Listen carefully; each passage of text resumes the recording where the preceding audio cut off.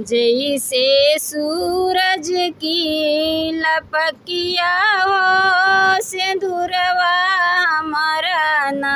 जैसे सूरज की लपकिया है सिंदूरवा हमारी ना।